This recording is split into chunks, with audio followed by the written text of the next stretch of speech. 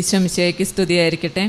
എൻ്റെ പേര് സിന്ധു. ഞാൻ വരുന്നത് തൃശ്ശൂർ ജില്ലയിലെ വില്ലടം ഇടവകയിൽ നിന്നാണ് വരുന്നത്. ഞാൻ 1/1/2024 ആദ്യമായിട്ട് ഞാൻ ഓൺലൈൻ ഉടമ്പടി എടുത്തു. ശേഷം ഞാൻ നവംബർ 28 2024 നവംബർ 28 ഇവിടെ വന്ന് തീർത്ഥാടന ഉടമ്പടി എടുത്തതാണ്. ഓൺലൈൻ ഉടമ്പടി എടുക്കാനുണ്ടായ കാരണം എന്താണെന്ന് വെച്ചിട്ടുണ്ടെങ്കിൽ, ഞാൻ 2023 ഏപ്രിൽ മാസത്തിൽ എനിക്കൊരു സർജറി ഉണ്ടായിരുന്നു.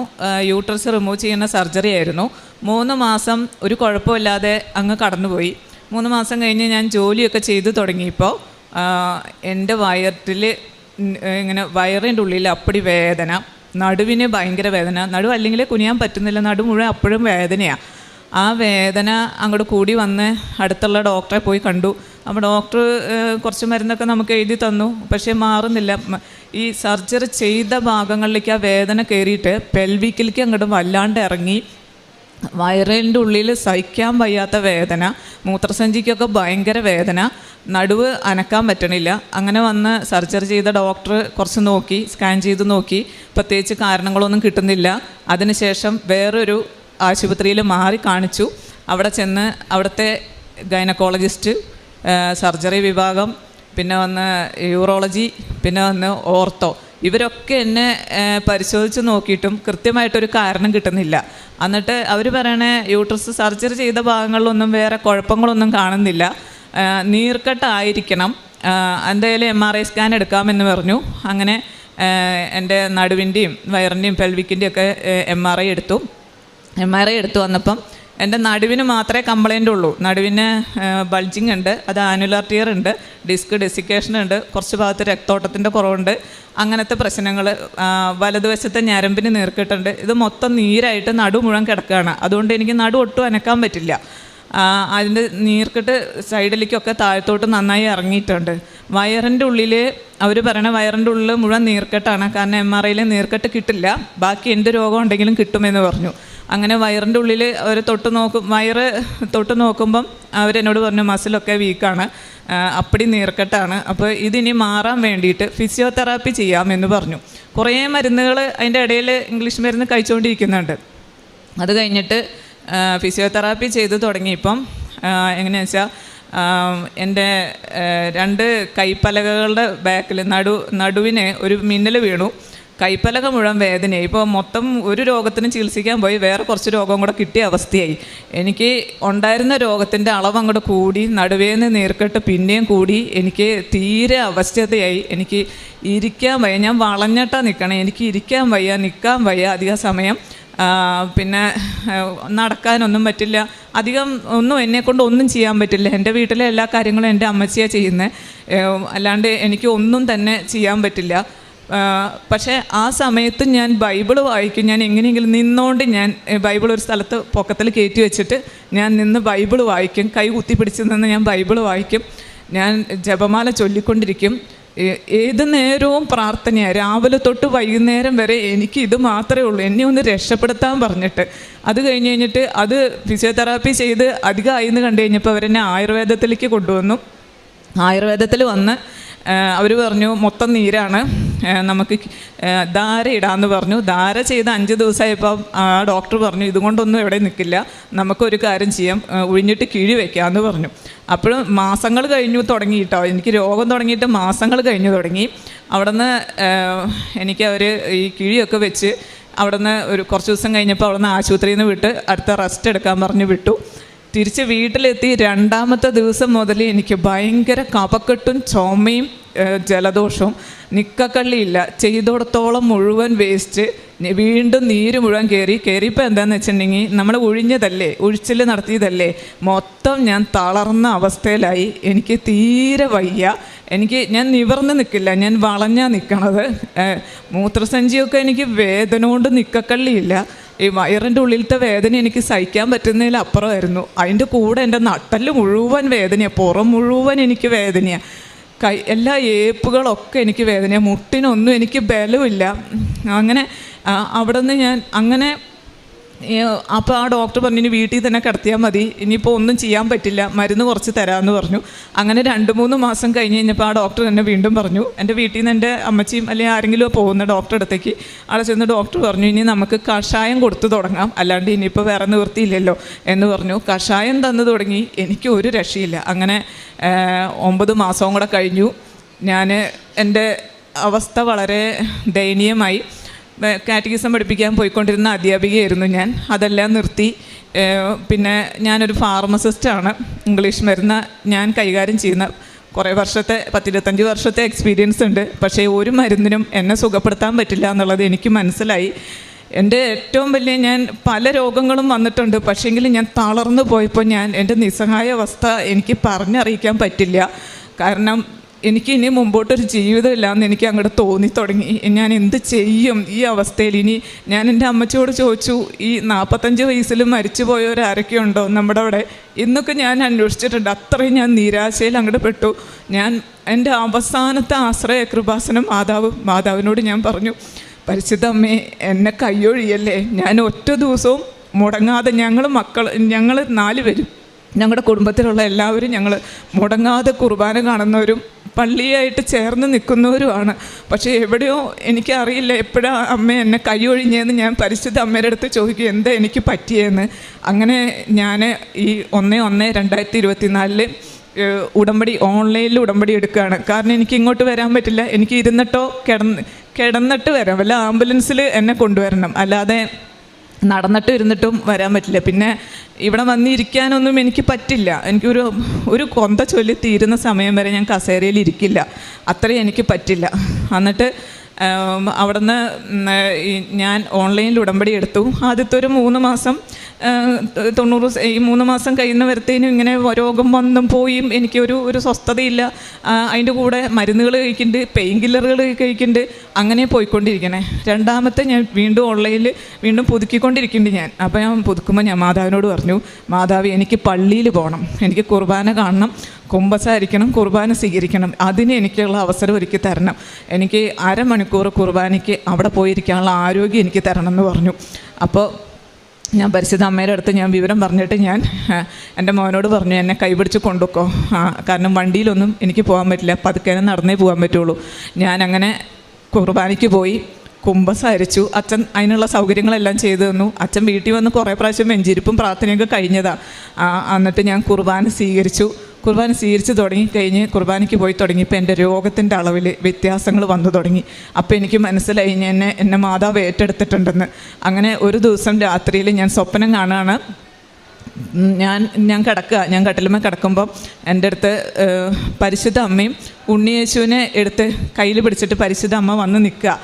അപ്പോൾ അവർ എൻ്റെ അടുത്ത് ഒരാൾ പറയുന്നുണ്ട് ഇവർ ഇവിടെ ഉണ്ടെന്ന്. അപ്പം ഞാൻ പറഞ്ഞു, പരിശുദ്ധ അമ്മ ഉണ്ണിയേശുവിനെ എടുത്തുകൊണ്ട് നിൽക്കുന്ന സ്റ്റാച്ചു ഒന്നും അങ്ങനെ രൂപങ്ങളൊന്നും എൻ്റെ വീട്ടിലില്ല, പക്ഷെ പരിശുദ്ധ അമ്മ ഒറ്റയ്ക്ക് നിൽക്കുന്നതാണല്ലോ, പിന്നെ വല്ല കലണ്ടറിൽ അങ്ങനെയൊക്കെ ഉണ്ടാവുമായിരിക്കും. അപ്പോൾ വീണ്ടും ആ ശബ്ദം എന്നോട് പറയുകയാണ് പരിശുദ്ധ അമ്മയും ഇവർ ഇവിടെ ഉണ്ടെന്ന്. അപ്പോൾ ഞാൻ അതിൻ്റെ ബാക്ക്ഗ്രൗണ്ടൊക്കെ ശ്രദ്ധിച്ചു, എൻ്റെ വീട്ടിൻ്റെ ഏത് ഭാഗത്താണ് ഇവർ വന്നിരിക്കണേന്നറിയാൻ. പക്ഷേ എനിക്കൊന്നും മനസ്സിലാവണില്ല. അപ്പോൾ ഞാൻ നോക്കുമ്പോൾ ഉണ്ണിയേശുവിൻ്റെ കഴുത്തിൽ ഒരു വലിയ കൊന്ത കിടക്കുന്നുണ്ട്. ആ കൊന്ത വെച്ച് ഉണ്ണിയേശു ഭയങ്കര കളിയാണ്, ഭയങ്കര സന്തോഷത്തിൽ ആ കൊന്ത വെച്ച് കളിച്ചുകൊണ്ടിരിക്കുക. അപ്പം ഞാൻ ഉണ്ണിയേശുവിനോട് ചോദിച്ചു, ഉണ്ണിയേശു ഈ കൊന്ത ആര് തന്നതാന്ന് ചോദിച്ചു. അപ്പോൾ ഉണ്ണിയേശു കൈ ചൂണ്ടി കാണിച്ചു, നീ തന്നതാന്ന്. അപ്പം ഞാൻ പറഞ്ഞു, ഞാൻ ഉണ്ണിയേശുവിന് കൊന്ത തന്നില്ലല്ലോ, ഞാൻ അമ്മയ്ക്കല്ലേ കൊന്ത ഇട്ട് കൊടുത്തേ. എൻ്റെ വീട്ടിൽ കൊണ്ടുവന്ന് വെച്ചിരിക്കുന്ന മാതാവിൻ്റെ വലിയൊരു രൂപമുണ്ട്, ആ രൂപത്തിന് ഞാനൊരു വലിയ കൊന്ത ഇട്ട് കൊടുത്തിട്ടുണ്ട്. അപ്പം ഞാൻ അത് വെച്ചിട്ട് ഞാൻ പറഞ്ഞു, ഞാൻ അമ്മയ്ക്കല്ലേ കൊന്ത കൊടുത്തത്, ഉണ്ണിയേശുവിനല്ലല്ലോ എന്ന് പറഞ്ഞു. അപ്പോൾ ഉണ്ണിയേശു വീണ്ടും പറഞ്ഞു, നീ തന്നതാ ഈ കൊന്ത എന്ന്. അപ്പോൾ അങ്ങനെ ആ സ്വപ്നം കഴിഞ്ഞ ശേഷം എൻ്റെ രോഗത്തിൻ്റെ അളവിൽ കുറവ് തുടങ്ങി, എനിക്ക് നടുവിന് കുറേശ്ശെ ബലം വന്നു തുടങ്ങി. അപ്പം ഞാൻ ഈ ഓൺലൈനിൽ തന്നെ ഉടമ്പടി പുതുക്കിയിട്ട് ഞാൻ മാതാവിനോട് പറഞ്ഞു, മാതാവേ അടുത്തത് എനിക്ക് കാറ്റഗിസം പഠിപ്പിക്കാൻ പോകണം, ഒരു കുറച്ച് സമയം എനിക്ക് ഇവിടുന്ന് അവിടെ പോയി നിന്ന് പഠിപ്പിക്കാനും കുർബാന കാണാനും ഉള്ളൊരു സമയം എനിക്ക് അഡ്ജസ്റ്റ് ചെയ്ത് തരണം അടുത്തത്. കാരണം രോഗത്തെക്കാളിലും കൂടുതൽ രോഗം ഏതായാലും ഞാൻ മാതാവിനെ പരമേൽപ്പിച്ച് കഴിഞ്ഞു. പക്ഷേ എനിക്ക് ഈ വക കാര്യങ്ങൾ അതിൻ്റെ കൂടെ കൊണ്ടുപോകണം. അപ്പോൾ അത് കഴിഞ്ഞിട്ട് ഞാൻ മാഷിനോട് പറഞ്ഞു, ഞാൻ മാഷെ വരുന്നുണ്ട് എന്ന് പറഞ്ഞു. അങ്ങനെ ഞാൻ വേദപാഠം പഠിപ്പിക്കാൻ പതുക്കെ പോയി തുടങ്ങി. വലിയ ഒച്ചയിലൊന്നും എനിക്ക് സംസാരിക്കാനൊന്നും പറ്റില്ല, പിള്ളേരോട് യുദ്ധം ചെയ്യാനൊന്നും എനിക്ക് പറ്റില്ല. എന്നാലും ഞാൻ അവിടെ പോയി ക്ലാസ് എടുത്തു.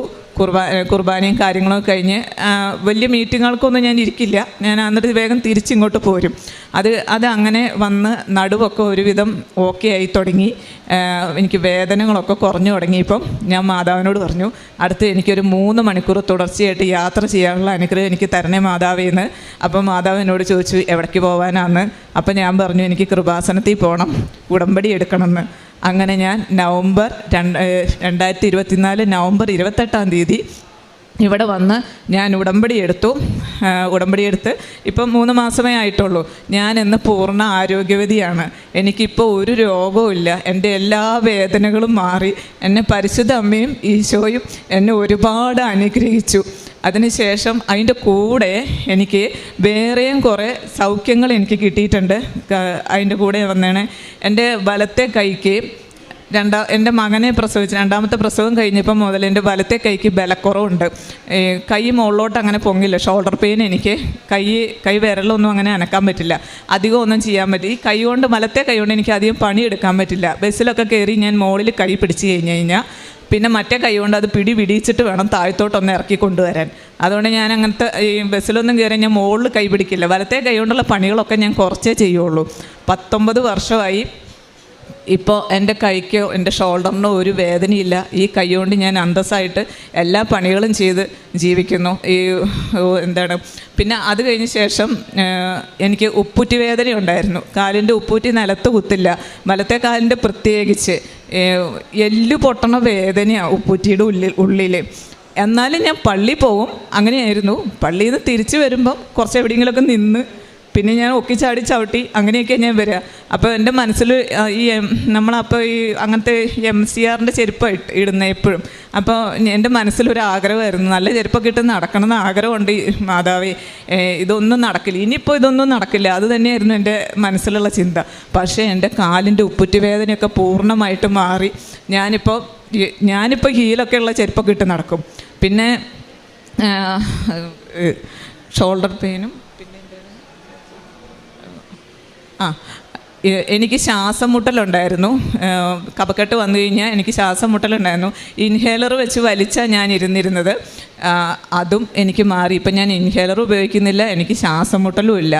എനിക്ക് ഇത്രയും രോഗസൗഖ്യം തന്ന കൃപാസനം മാതാവിനും ഈശോയ്ക്കും 1000 നന്ദി പറഞ്ഞുകൊള്ളുന്നു.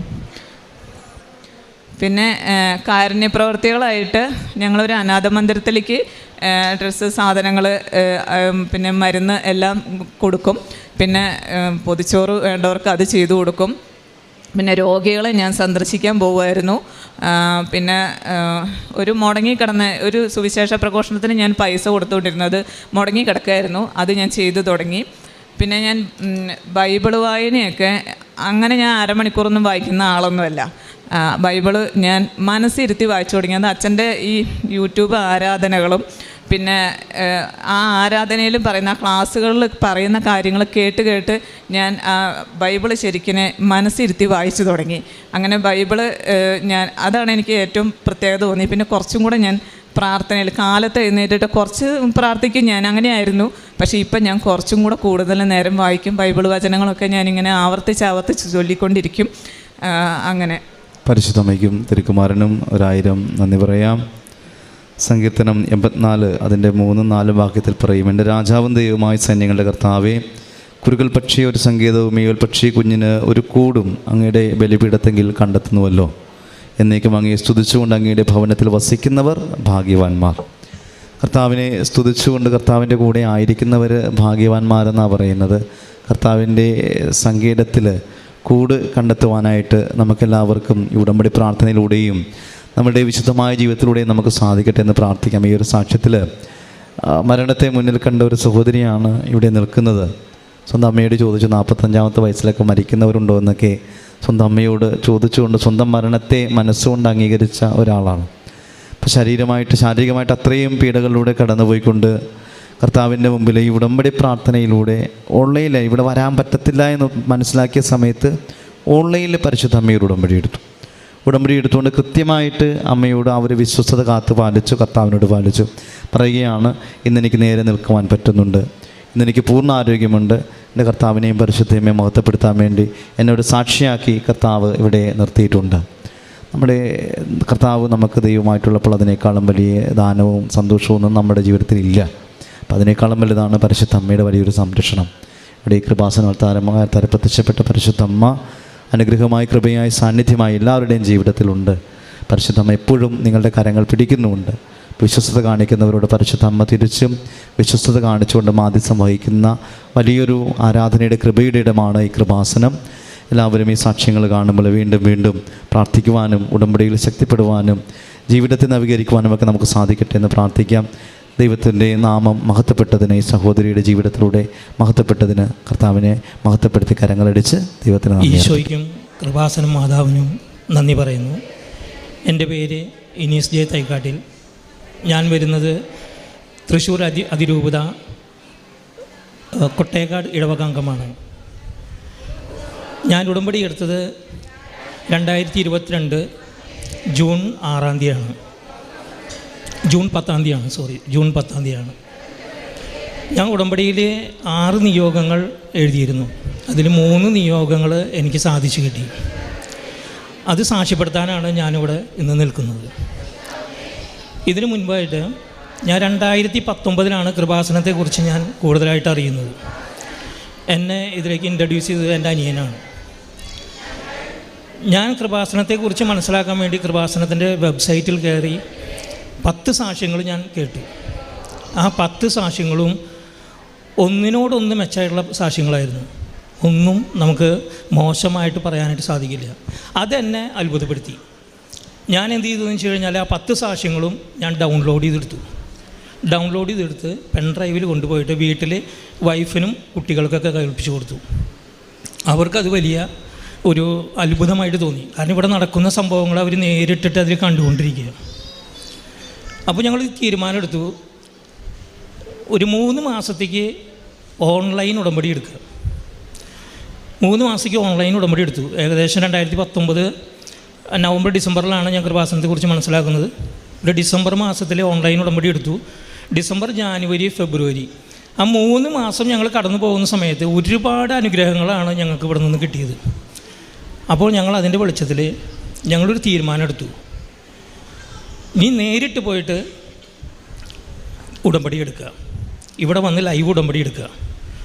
അങ്ങനെ ഞങ്ങൾ 2020 ഫെബ്രുവരി 26-ാം തീയതി ഞാനും വൈഫും എൻ്റെ മകനും കൂടി ഇങ്ങോട്ട് വന്നു. മകനെ കൂട്ടിക്കൊണ്ടുവരാനുള്ള കാരണം എന്ന് വെച്ചാൽ അവൻ SSLC എക്സാമിന് തയ്യാറായിക്കൊണ്ടിരിക്കുകയാണ്. അവനെക്കുറിച്ച് പറയുകയാണെങ്കിൽ അവന് പ്രീ മെച്യൂർഡായിരുന്നു. അപ്പോൾ അവന് ജനിക്കുന്ന സമയത്ത് ഒരു 1,250 ഉണ്ടായിരുന്നുള്ളൂ.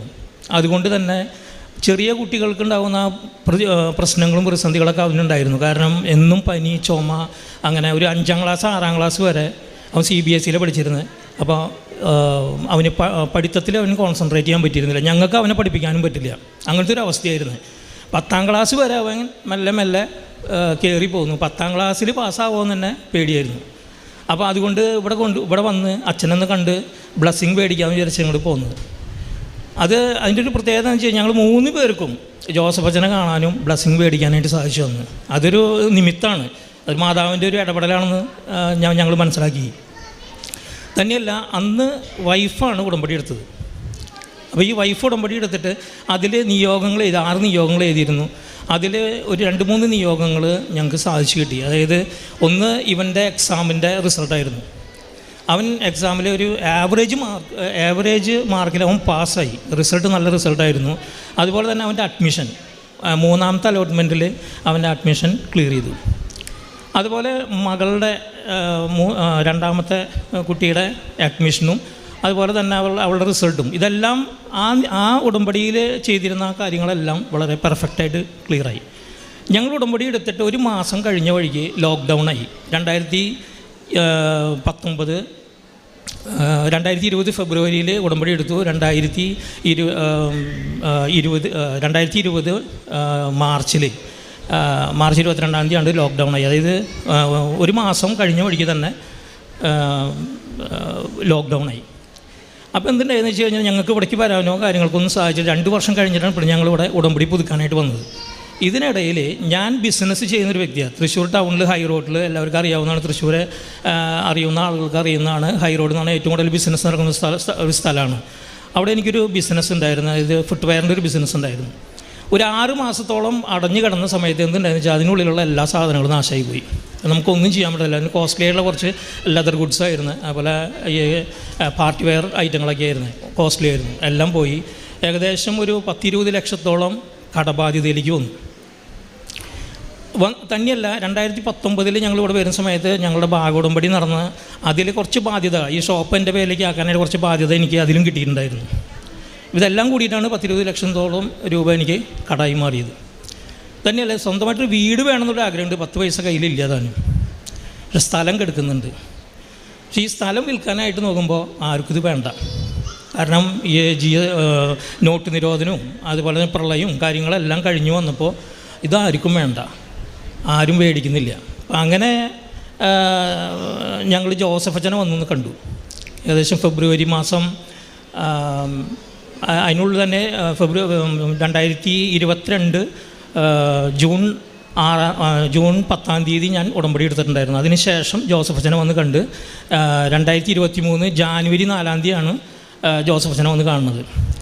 ജോസഫ് അച്ഛൻ ഇവിടെ വന്ന് ഞങ്ങളുടെ തലയിൽ കൈവച്ച് പ്രാർത്ഥിച്ചു. അതിനുശേഷം ജോസഫ് അച്ഛൻ പറഞ്ഞു, ഇത് എത്രയും പെട്ടെന്ന് ക്ലിയർ ചെയ്തിട്ട് കൊടുക്കാനുള്ള ആളുകളുടെ പൈസ കൊടുക്കാൻ പറഞ്ഞു. അപ്പോൾ ഞങ്ങൾ കോൺഫിഡൻസ് ആയി. തന്നെയല്ല, അച്ഛൻ വെഞ്ചിരിച്ചൊരു കാശ് രൂപം തന്നു. ഈ കാശ് രൂപം കൊണ്ടുപോയിട്ട് ഈ സ്ഥലത്ത് കുഴിച്ചിടുക, എന്നിട്ട് പ്രാർത്ഥിക്കുക, ഡെയിലി പോയിട്ട് പ്രാർത്ഥിക്കുക. അപ്പോൾ ഞാൻ കൃപാസനം വെഞ്ചരിച്ച് ഉപ്പ് കൊണ്ടുപോയിട്ട് 4 അതിരിലിട്ടിട്ട് പ്രാർത്ഥിച്ചു. ഏകദേശം ഒരു 10-15 സെൻറ്റ് സ്ഥലത്തോളം വിൽക്കാനായിട്ടിട്ടുണ്ടായിരുന്നു. അപ്പോൾ ഒരു 4-5 വർഷമായിട്ട് വിൽക്കാനായിട്ട് നോക്കുക. കാരണം കുറേ ബാധ്യതകളൊക്കെ വന്ന് നിൽക്കുന്നുണ്ട്. അപ്പോൾ അതൊക്കെ ക്ലിയർ ചെയ്യണം. അപ്പോൾ ഒരു 4-5 വർഷമായിട്ട് ഞാൻ വിൽക്കാൻ നോക്കുന്നത് നടക്കുന്നില്ല. കാരണം കുറേ ആളുകൾ വന്ന് കണ്ടു, ആർക്കും സ്ഥലം ഇഷ്ടപ്പെടുന്നില്ല, പിന്നെ വെള്ളം കിട്ടില്ല എന്നുള്ള ഒരു പരാതി, അങ്ങനെ ഒരുപാട് പ്രശ്നങ്ങൾ. ഇപ്പോൾ ഭയങ്കര മാനസികമായിട്ട് ഡൗണായി ഇരിക്കുന്ന സമയത്താണ് ജോസഫ് അച്ഛനെ വന്ന് കണ്ടത്. ജോസഫ് അച്ഛനെ വന്ന് കണ്ടതിന് ശേഷം എനിക്ക് നല്ല കോൺഫിഡൻസായി സ്ഥലം വിൽക്കാനായിട്ട് സാധിക്കും. അങ്ങനെ ജാനുവരി 4-ാം തീയതി 2023 വന്ന് കണ്ടു. അതിനുശേഷം ഞാൻ വെഞ്ചരിച്ച് ഉപ്പിട്ടിട്ട് ഞാൻ പ്രാർത്ഥിക്കാൻ തുടങ്ങി. എല്ലാ ദിവസവും അവിടെ പോയി പ്രാർത്ഥിക്കും, ഒരു കൊന്ത ചൊല്ലും, അവിടെ പോയിട്ടൊരു കൊന്ത ചൊല്ലും. എന്നിട്ട് അങ്ങനെ ഞാൻ ആ വർഷം തന്നെ 2023 അഖണ്ഡ ജപമാല റാലി എന്ന് പറഞ്ഞ ഒരു മഹാറാലിയുണ്ട്, എല്ലാവർക്കും അറിയാവുന്നതാണ്. അപ്പോൾ ആ റാലിയിൽ പങ്കെടുക്കാനായിട്ട് ഞാനും എൻ്റെ വൈഫും 2 മക്കളും കൂടി വന്നു. അതിന് തൊട്ട് മുന്നുള്ള 2022 അഖണ്ഡ ജപമാല റാലിയിൽ പങ്കെടുത്ത് ഒരുപാട് അനുഗ്രഹങ്ങൾ കിട്ടിയിട്ടുണ്ട്. അപ്പോൾ അതുകൊണ്ട് തന്നെ 2023 ഞങ്ങൾ 4 പേര് കൂടി വന്ന് ഇവിടെ അഖണ്ഡ ജപമാല റാലിയിൽ പങ്കെടുത്ത് ഞങ്ങൾ അർത്തുങ്കലിലെത്തിയിട്ട് ചായയും ബണ്ണും കഴിച്ച് നിൽക്കുന്ന സമയത്ത് എനിക്ക് വല്ലാണ്ട് തല കറങ്ങുന്നുണ്ടായിരുന്നു. അപ്പോൾ തല കറങ്ങുന്ന സമയത്ത് ഞാൻ വൈഫിനോട് പറഞ്ഞു, ഞാനിപ്പോൾ ചെറുപ്പത്തിൽ ഇങ്ങനെ ഓൾട്ടർ ബോയ് ആയിരിക്കുന്ന സമയത്ത് ഓൾട്ടറിലൊക്കെ ചിലപ്പോൾ തല കറങ്ങി വീഴാറുണ്ട്. അപ്പോൾ എനിക്കത് അറിയാം, ഇങ്ങനെ ഈ സിംറ്റം വന്നു കഴിഞ്ഞാൽ ഉടനടി തല കറങ്ങി വീഴുന്നുള്ളത്. അവരോട് പറഞ്ഞു, ഞാൻ തല കറങ്ങി വീഴും, അറ്റാക്കോ കാര്യങ്ങളോ എന്നുള്ളത് നിങ്ങൾ പേടിക്കണ്ട, നിങ്ങൾ ആരും വിളിക്കുന്നുണ്ടോ, ജസ്റ്റ് വെള്ളം ഒന്ന് തെളിച്ചാൽ മതി എന്ന് പറഞ്ഞു. ഞാൻ നോക്കുന്ന സമയത്ത് ഭയങ്കര വെയിലാണ്, അവിടെ ഒരു സ്ഥലത്ത് പോലും ഇരിക്കാനുള്ള സ്ഥലമില്ല. കാരണം തണലുള്ള സ്ഥലങ്ങളിലൊക്കെ ആളുകൾ ഇരിക്കുക. പിന്നെ ഒരു ഷെഡുണ്ട് ആ ഫ്രണ്ടിൽ, അതിനടിയിലും ഫുൾ ആളുകളാണ്. നോക്കുമ്പോൾ ഒരു ജനറേറ്റർ കാണാനുണ്ട്. ആ ജനറേറ്ററിൻ്റെ സൈഡിൽ പോയി നിന്നപ്പോൾ അത് ജനറേറ്റർ ഓണല്ലായിരുന്നു, അപ്പുറത്തുള്ള 1-2 അത് ഓണായി കിടക്കുമായിരുന്നു. അപ്പോൾ ഞാൻ എന്ത് ചെയ്തെന്ന് വെച്ചാൽ അതിൻ്റെ സൈഡിൽ എനിക്ക് കിടക്കാൻ പറ്റുന്ന ഒരു വീതിയുള്ളൊരു ചെറിയൊരു ഭാഗമുണ്ട്, അവിടെ കയറിയിരുന്നു. ഞാൻ പറഞ്ഞു, ഇവിടെ കയറിയിരുന്നാൽ ഉടനടി ഞാൻ വീഴും, നിങ്ങൾ എന്നെ പിടിച്ചിരിക്കണം. അങ്ങനെ ഞാൻ കയറിയിരുന്നത് തന്നെ ഓർമ്മയുള്ളൂ, അപ്പോൾ തന്നെ ഞാൻ വീണു. പിന്നെ എനിക്ക് ശരിക്ക് കറക്റ്റ് ഓർമ്മ വന്ന് എനിക്ക് എഴുന്നേൽക്കുന്ന 1 മണിക്കൂർ കഴിഞ്ഞിട്ടാണ്. ആ 1 മണിക്കൂർ കഴിഞ്ഞ് ഞാൻ എഴുന്നേറ്റ് എന്തായാലും അർത്തുങ്കൽ പള്ളിയിൽ പോയി പ്രാർത്ഥിച്ചിട്ട് പോകാമെന്ന് വിചാരിച്ചിട്ട് ഞാൻ അങ്ങോട്ട് നീങ്ങാൻ നിൽക്കുന്ന സമയത്ത് എനിക്കൊരു കോൾ വന്നു. എൻ്റെ മൊബൈലിൽ വന്ന കോളെന്ന് പറഞ്ഞു കഴിഞ്ഞിട്ടുണ്ടെങ്കിൽ എൻ്റെ ഈ സ്ഥലം കണ്ടുപോയിട്ടുള്ളൊരു വ്യക്തിയായിരുന്നു. ആ സ്ഥലം കണ്ടുപോയിട്ടുള്ള വ്യക്തി എന്നെ വിളിക്കുകയാണ്, ഞങ്ങൾക്ക് ആ സ്ഥലം ഇഷ്ടപ്പെട്ടു, അത് എത്രയും പെട്ടെന്ന് തീർന്ന് നടത്തണം. 2023 ഡിസംബർ 15-ാം തീയതിക്കുള്ളിൽ ആ സ്ഥലത്തിൻ്റെ തീറും കഴിഞ്ഞു. ഒരു ഭാഗ്യം എന്ന് വെച്ച് കഴിഞ്ഞിട്ടുണ്ടെങ്കിൽ എനിക്ക് ആ സ്ഥലം വിൽപ്പനയോട് കൂടിയിട്ട് എനിക്കെൻ്റെ കടബാധ്യതകൾ ക്ലിയർ ചെയ്യാൻ സാധിച്ചു. അതേപോലെ തന്നെ സ്വന്തമായിട്ടുള്ള ഒരു ഭവനം, അത് വളരെയധികം ഒരു 4-5 വർഷമായിട്ട് ആഗ്രഹിച്ചുകൊണ്ടിരിക്കുന്ന സംഭവമാണ്. അപ്പോൾ 2019 വാടക വീട്ടിലേക്ക് വന്ന സമയത്ത് ഞാൻ ആഗ്രഹിച്ച് സ്വന്തമായിട്ടൊരു വീട് പണിയണം, കാശില്ല, എങ്ങനെ ചെയ്യും? സ്ഥലം കെടുക്കുന്നുണ്ട്, പക്ഷെ അത് മേടിക്കാനായിട്ട് ആരുമില്ല. കറക്റ്റായിട്ട് ആ സ്ഥലം വിറ്റ് എനിക്ക് വീട് പണിത് കഴിഞ്ഞ 2024 മെയ് മാസം 13-ാം തീയതി ഞങ്ങൾ വീട്ടിൽ വെഞ്ചിരിപ്പ് നടത്തി വീട്ടിൽ താമസം തുടങ്ങി. അതുപോലെ അങ്ങനെ ഒരുപാട് അനുഗ്രഹങ്ങൾ ഒരു സൈഡിൽ കൂടെ അങ്ങനെ പോയിക്കൊണ്ടിരിക്കുക. എനിക്കിതിനിടയിൽ തന്നെ 2 വലിയ അപകടങ്ങളുണ്ടായി. ഒന്നാമത്തെ അപകടം എന്ന് പറഞ്ഞു കഴിഞ്ഞിട്ടുണ്ടെങ്കിൽ, ഞാൻ വീട്ടിൽ നിന്ന് ഷോപ്പിലേക്ക് വരുന്ന സമയത്ത് തൃശ്ശൂർ MG റോഡിൽ ഒരു ഓവർബ്രിഡ്ജ് ഉണ്ട്. ആ ഓവർബ്രിഡ്ജിൻ്റെ മുകളിൽ ഒരു ഓട്ടോറിക്ഷയുടെ ബാക്കിലായിട്ട് ഞാൻ ബൈക്ക് നിർത്തിയിട്ടിരിക്കുകയായിരുന്നു. ഈ ബൈക്കിൽ നിൽക്കുന്ന സമയത്ത് ഒരു വാഗനർ കാർ വന്ന് എന്നെ ഇടിക്കുകയാണ്. വാഗനർ കാറ് തട്ടണ സൗണ്ട് കേട്ടു. ഞാൻ നോക്കുന്ന സമയത്ത് ഒരു വ്യക്തി ഇങ്ങനെ തെറിച്ച് പോകുന്നുണ്ട്. അവൻ്റെ ബൈക്കുമ്മയാണ് അത് തട്ടിയിരുന്നത്. അയാൾ തെറിച്ച് അപ്പുറത്തേക്ക് വീണു. ഉടനടി എൻ്റെ ബൈക്കുമ്മയാണ് വന്ന് ഇടിക്കുന്നത്. അപ്പോൾ എൻ്റെ ബൈക്കും ഇടിച്ച വഴിക്ക് തന്നെ എൻ്റെ ബൈക്ക് നേരെ ഓട്ടോറിക്ഷയുടെ അടിയിലേക്ക് പോയി. ഒപ്പം ഈ വാഗനർ ഓടിച്ചിരുന്ന വ്യക്തി ഒരു 85 വയസ്സായിട്ടുള്ള ഒരാളായിരുന്നു. ആളാകെ പേടിച്ച് പോയി. ആളെ ആക്സിലേറ്റർ കാലുകൂട്ടി എൻ്റെ ഏകദേശം ഈ കഴുത്ത് വരെ ആ വണ്ടികൾ കയറി വന്നു. ഈ ഒന്ന് ഓട്ടോറിക്ഷയുടെ ബാക്കും 2 ഈ വണ്ടിയും. ഒന്നും കൂടി മൂവ് ചെയ്യുകയാണെങ്കിൽ എൻ്റെ തലയിൽ ശരിക്കും ജാമായി ഞാൻ ഇപ്പോൾ ഇവിടെ നിൽക്കില്ല, മരിച്ചിട്ടുണ്ടാവും. അത്ര ഇതിൽ നിൽക്കുക. ആ നിൽക്കുന്ന സമയത്ത് ഞാൻ ഇവിടെ കിടന്ന് അദ്ദേഹത്തോട് പറയേണ്ട ആക്സിലേറ്ററിന് കാലിടുക, ആക്സിലേറ്ററിന് കാല് റിലീസ് ചെയ്യുന്നു. ഞാൻ കിടക്കുന്നത് എൻ്റെ ആ ബൈക്കിൻ്റെ സൈലൻസറിൻ്റെ അടിയിൽ എൻ്റെ കാല് കിടക്കുക. അങ്ങനെ ഞാൻ വിചാരിച്ചതെന്ന് വെച്ചാൽ ഞാൻ കഴിഞ്ഞു, ഇതോട്ട് പരിപാടി കഴിഞ്ഞു എന്ന് വിചാരിച്ചിരിക്കുന്ന സമയത്ത് ആളുകളൊക്കെ എന്നെ വന്ന് പൊക്കിയെടുത്തു, ബൈക്ക് മാറ്റി പൊക്കിയെടുത്തു, എന്നെ എഴുന്നേൽപ്പിച്ച് നിർത്തി. അപ്പോഴാണ് എനിക്ക് മനസ്സിലാവണം എൻ്റെ കയ്യും കാലൊന്നും ഒടിഞ്ഞിട്ടില്ല എന്നുള്ളത്. എന്നാലും ഒരു പേടി. ഉടനടി പോലീസുകാർ വന്നു. അവർ പറഞ്ഞു വേഗം ഹോസ്പിറ്റലിൽ കൊണ്ടുപോകുക. അവരെയും ഹോസ്പിറ്റലിലേക്ക് വിട്ടു. ഞങ്ങൾ ഹോസ്പിറ്റലിൽ പോയി. അവിടെ പോയിട്ട് എക്സ്റേ ചെയ്തു നോക്കിയ സമയത്ത് ഒരു ഒടിവോ ചതവോ കാര്യങ്ങളൊന്നുമില്ല. പക്ഷേ വണ്ടിയുടെ സൈലൻസർ വെച്ച് പൊള്ളിയിട്ട് അവിടെ ആ ഭാഗം മൊത്തം ഇത്രയും പോകുന്ന ഒരു ഭാഗത്ത് അവിടെ പൊള്ളലേറ്റിട്ടുണ്ട്, നന്നായി പൊള്ളലേറ്റിട്ടുണ്ട്. അപ്പോൾ അവർ പറഞ്ഞു എനിക്ക് ചെറുതായിട്ട് ഷുഗറുണ്ട്. അപ്പോൾ ഷുഗറുള്ള കാരണം അവർ പറഞ്ഞു ഒരു 6 മാസം മിനിമം കിടക്കേണ്ടി വരും, ഒരു പരിപാടിക്ക് ഏറ്റ് നടക്കാനായിട്ട് സാധിക്കില്ല എന്ന് പറഞ്ഞു. അങ്ങനെ ഞാൻ അന്ന് തന്നെ അവിടെ നിന്ന് ഡിസ്ചാർജ് ഞാൻ അങ്ങനെ തന്നെ വീട്ടിലേക്ക് പോയി. വീട്ടിൽ 1 മാസം നഴ്സ് വന്ന് ടെസ്റ്റ് ചെയ്തു. ഒരു 1.5 മാസം ആകുമ്പോഴേക്കും ഞാൻ എഴുന്നേറ്റ് നടന്നു. അപ്പോൾ ആ സമയത്തെല്ലാം ഞാൻ വെഞ്ചരിച്ച ഉപ്പും അതുപോലെ തൈലും ഒക്കെ വെച്ചിട്ട് ഞങ്ങൾ പ്രാർത്ഥിക്കുന്നുണ്ട്. ഈ 2019 തൊട്ട് കൃപാസനത്തിൻ്റെ പ്രത്യക്ഷീകരണ പ്രാർത്ഥന, അത് വൈകുന്നേരവും പ്രാർത്ഥനയ്ക്ക് ശേഷവും അതുപോലെ പുലർച്ചെ 5:30 എഴുന്നേറ്റ് ഞാൻ പ്രാർത്ഥിക്കും. ഒരു ദിവസം പോലും മുടക്ക് വരുത്തിയിട്ടില്ല. അതേപോലെ തന്നെ എല്ലാ ദിവസവും പള്ളിയിൽ പോകും. 2 ആഴ്ച കൂടുമ്പോൾ കുമ്പസാരിക്കും. അരമണിക്കൂർ ബൈബിൾ വായിക്കും. പിന്നെ പ്രേക്ഷിത പ്രവർത്തനങ്ങളെന്ന് പറഞ്ഞു കഴിഞ്ഞിട്ടുണ്ടെങ്കിൽ 3 കെട്ട് പത്രം എല്ലാ മാസവും കൂടെ വരും. ഞാൻ ഇവിടെ വന്ന് അമ്മേനെ കണ്ട് ഞാൻ കാര്യങ്ങൾ പറഞ്ഞിട്ടേ ഞാൻ പോവുള്ളൂ. 3 കെട്ട് പത്രം മേടിക്കും. അത് നമ്മുടെ വീടിൻ്റെ പരിസരങ്ങളിലും ടൗണിലും എൻ്റെ ഷോപ്പിൻ്റെ പരിസരങ്ങളിലും ഗവൺമെൻറ് ഹോസ്പിറ്റലുകളിലും അവിടെയൊക്കെ എല്ലാം പോയി കൊണ്ടു കൊടുക്കും. അതുപോലെ തന്നെ രോഗികൾക്കും അതുപോലെ അശരണരായിട്ടുള്ള ആളുകൾക്ക്, പാവപ്പെട്ടവരായിട്ടുള്ള ആളുകൾ, ഭക്ഷണം കിട്ടാത്ത ആളുകളൊക്കെ ടൗണിൽ പുത്തമ്പള്ളി ഉണ്ട്. ഞങ്ങളുടെ പുത്തമ്പള്ളിയുടെ ഭാഗത്തും ലത്തീംപള്ളിയുടെ ഭാഗത്തൊക്കെ ഇരിക്കുന്നുണ്ടാവും. അപ്പോൾ അവർക്ക് ഒരിക്കലും ബ്രേക്ക്ഫാസ്റ്റ് കൊടുക്കുന്നത് ഞാൻ കണ്ടിട്ടില്ല. കാരണം എൻ്റെ ഷോപ്പ് അവിടെ ആയതുകൊണ്ട് അവിടെ ഉച്ചഭക്ഷണമൊക്കെ വേണ്ടത് കൊടുക്കുന്നുണ്ട്, ഇഷ്ടപ്രകാരം ആളുകൾ കൊടുക്കുന്നത്. ഇപ്പോൾ കൊടുക്കാൻ പറ്റില്ല, അപ്പോൾ അവിടെ ഫ്രീ ആയിട്ട് ഭക്ഷണം കൊടുക്കുന്നുണ്ട്. ഇപ്പോൾ ഒന്നും അത് ചെയ്യാൻ പറ്റത്തില്ല. അപ്പോൾ അന്ന് ഞാൻ വിചാരിച്ചതെന്ന് വെച്ചാൽ ഇവർ ഒരു 7-8 മണിയാകുമ്പോൾ ഇവരെല്ലാവരും അവിടെ വന്നിരിക്കുന്നുണ്ട്, ഇവർക്കൊന്നും ഭക്ഷണമൊന്നും കിട്ടാറില്ല. അപ്പോൾ ബ്രേക്ക്ഫാസ്റ്റ് ഉണ്ടാക്കി കൊണ്ടു കൊടുക്കും. ഇഡ്ഡലിയൊക്കെ ഉണ്ടാക്കിയിട്ട് വീട്ടിൽ സാമ്പാറും ചട്നിയൊക്കെ ഉണ്ടാക്കി പാക്ക് ചെയ്ത് ഒരു 20 പേർക്ക് ഞാൻ അവിടെ കൊണ്ടു കൊടുക്കും. ഇനി അതുപോലെ തന്നെ സൺഡേ ദിവസങ്ങളിൽ ഉച്ചയ്ക്ക് ഊണ് പൊതിച്ചോറ് ഉണ്ടാക്കിയിട്ട് 10-20 പേർക്ക്, അത് പല റോഡിലേക്കൂടെ ഇങ്ങനെ പോയിക്കൊണ്ടിരിക്കുമ്പോൾ കാണുന്ന ഇതേപോലെയുള്ള ആളുകൾക്കൊക്കെ അവിടെ കൊണ്ടു കൊടുക്കും. അങ്ങനെ അതൊക്കെയാണ് എൻ്റെ പ്രേക്ഷിത പ്രവർത്തനങ്ങൾ എന്ന് പറയുന്നത്. അപ്പോൾ ഞാൻ പറയുന്നത് വെച്ച് കഴിഞ്ഞിട്ടുണ്ടെങ്കിൽ കൃപാസനത്തിൽ നമ്മൾ അടിയുറച്ച് വിശ്വസിക്കുകയാണെങ്കിൽ നമ്മുടെ എല്ലാ കാര്യങ്ങളും നമുക്ക് സുഖമായിട്ട് നമുക്ക് നടക്കും. നമ്മൾ സംശയം പാടില്ല. എനിക്ക് സംശയം ഉണ്ടായിരുന്നില്ല, കാരണം തുടക്കത്തിലേ തന്നെ ഞാൻ നല്ല പവറിലായിരുന്നത്. അപ്പോൾ അതുകൊണ്ട് സംശയമില്ല. ഞാൻ നേരിട്ടിട്ട് എല്ലാ കാര്യം ഇവിടെ പറയുന്ന A to Z കാര്യങ്ങൾ ഞാനവിടെ ചെയ്തിരുന്നു. അതിൻ്റെ ഫലമായിട്ട് എനിക്ക് ഈശോയും അമ്മ മാതാവും എനിക്ക് ഇത്തരത്തിലുള്ള അനുഗ്രഹങ്ങൾ തന്നു. ഇത് ഞാൻ നന്ദി പറയുന്നു. ഞാൻ യെശയ്യാ പ്രവാചകൻ്റെ പുസ്തകം 60-ാം അധ്യായം 19 മുതലുള്ള തിരുവചനങ്ങളിൽ പകൽ സൂര്യനായിരിക്കുകയില്ല, ഇനി നിനക്ക് പ്രകാശം തരിക, നിനക്ക് പ്രകാശം നൽകാൻ രാത്രിയിൽ ചന്ദ്രനായിരിക്കുകയില്ല, പ്രശോഭിക്കുന്നത് കർത്താവായിരിക്കും നിൻ്റെ നിത്യമായ പ്രകാശം, നിൻ്റെ ദൈവമായിരിക്കും നിൻ്റെ മഹത്വം. ഇനീസ് ജെ തൈക്കാട്ടിലെന്ന ഈ മകൻ 2019 മുതൽ പരിശുദ്ധ അമ്മയുടെ തിരുനടയിൽ ഉടമ്പടിയെടുത്ത് വിശ്വസ്തയോടെയുള്ള തൻ്റെ പ്രേക്ഷിത പ്രവർത്തനവും കാരുണ്യ പ്രവർത്തനങ്ങളും വഴി പകൽ സൂര്യനായിരിക്കുകയില്ല, രാത്രി ചന്ദ്രനായിരിക്കുകയില്ല പ്രശോഭിക്കുക. കർത്താവാകുന്ന നിത്യപ്രകാശത്തെ എങ്ങനെ തനിക്ക് കൂടുതൽ ബോധ്യത്തോടെ ഹൃദയത്തിലേക്ക് സ്വീകരിക്കാനും തൻ്റെ പല പ്രശ്നങ്ങളും, അതായത് ഓരോന്നും ഇവിടെ വ്യക്തമായിട്ട് പറഞ്ഞു. മകൻ്റെ കാര്യം മുതൽ തൻ്റെ വൈഫ് ഉടമ്പടി, ഓൺലൈൻ ഉടമ്പടി എടുക്കുന്നു, പിന്നീട് വൈഫ് എടുക്കുന്നു, പിന്നീട് ഇവിടെ വന്ന് ബഹുമാനപ്പെട്ട VP ജോസഫ് അച്ഛനെ കാണുന്ന കാര്യങ്ങൾ, 4 വർഷമായിട്ട് വിൽക്കാൻ പറ്റാതിരുന്ന സ്ഥലം വിറ്റുപോകുന്നത്, തനിക്കൊരു ഭവനമില്ല, ആ സ്ഥലം വിൽപ്പനയോടുകൂടി തന്നെ തൻ്റെ 3 നിയോഗങ്ങളാണ് തനിക്ക് ഒരുപോലെ സാധിച്ചു കിട്ടിയതെന്നാണ് ഈ മകൻ പറഞ്ഞത്. അപ്പോൾ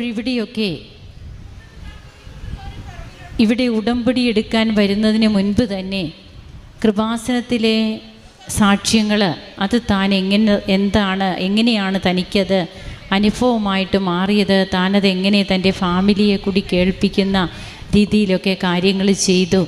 അങ്ങനെ പിന്നീട് അങ്ങോട്ട് തുടങ്ങിയ ആ ജീവിതം അത് ഇന്ന് വരെയും പച്ചപ്പോടെ നിൽക്കുകയാണ്. അതിന് മാറ്റമൊന്നും സംഭവിച്ചിട്ടില്ല. ഒന്നിനൊന്നിന് അത് കൂടുതൽ ഊർജ്ജസ്വലതയോടെ ഉണർവോടെ ദൈവത്തെ സ്നേഹിച്ച് ആരാധിച്ച് മുമ്പോട്ട് പോകുന്ന ജീവിതമായിട്ട് മാറുന്നു. ഇതിനിടയിൽ ജപമാല റാലിയിൽ പങ്കെടുക്കുന്നതും അങ്ങനെ തങ്ങൾക്ക് ഓരോന്നിലൂടെയും എല്ലാം കൃപാസനത്തിൻ്റെ ഉടമ്പടിയുമായിട്ട് ബന്ധപ്പെട്ട് തങ്ങൾക്ക് കിട്ടുന്ന ഓരോ കൃപകളായിട്ടാണ് ഇവിടെ പറയുക. അപ്പോൾ തൻ്റെ കാരുണ്യ പ്രവർത്തനങ്ങൾ വഴി താൻ എന്തെല്ലാമാണ് ചെയ്യുക, വിശേഷ വിധിയായിട്ട് നിങ്ങൾ എന്ത് ചെയ്യുന്നു, വാട്ട് സ്പിരിറ്റ് ലീഡ്സ് യു, ബഹുമാനപ്പെട്ട VP ജോസഫ് അച്ഛൻ ചോദിക്കുന്ന ഒരു ചോദ്യമാണിത്. എന്തരൂപിയിലാണ് നിങ്ങളിത് ചെയ്തത്, എന്തരൂപിയാണ് നിങ്ങളെ നയിക്കുക? തൻ്റെ കാരുണ്യ പ്രവർത്തനങ്ങൾ അത് സാധാരണ പോലെ പോരാ.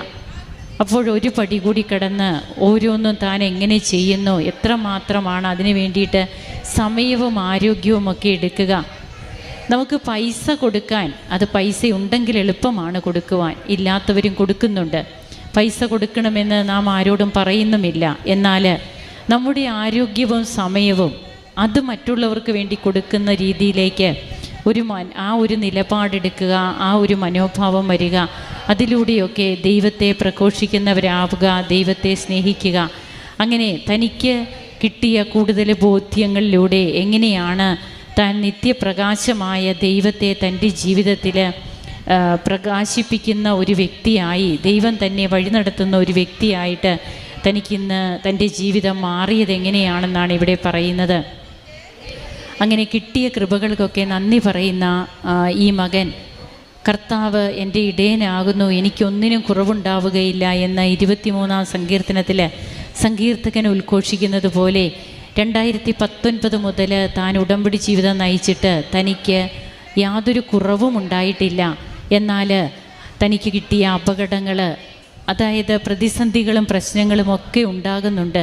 അവിടെയും കൈപിടിച്ച് നമ്മെ സംരക്ഷിക്കുന്ന തൻ്റെ തിരുക്കുമാരനോട് പ്രാർത്ഥിച്ച് നമുക്ക് വേണ്ടി മാധ്യസ്ഥം വഹിച്ച് നീലമേലങ്കിയിൽ നമ്മെ കാത്തുപരിപാലിക്കുന്ന ഒരമ്മ കൂടെയുണ്ട് എന്നുള്ള ഒരു ബോധ്യത്തോടെയൊക്കെ ജീവിതത്തെ മുമ്പോട്ട് കൊണ്ടുപോകുവാനും തനിക്കും തൻ്റെ കുടുംബത്തിനും കഴിഞ്ഞു. എല്ലാറ്റിനും നന്ദി പറയുന്ന ഈ മകനോടൊപ്പം നമുക്കും കരങ്ങളടിച്ച് ഈശോയ്ക്കും അമ്മയ്ക്കും നന്ദി പറയാം. ഈശോയെ നന്ദി, യേശുവെ സ്തുതി, യേശുവെ ആരാധന.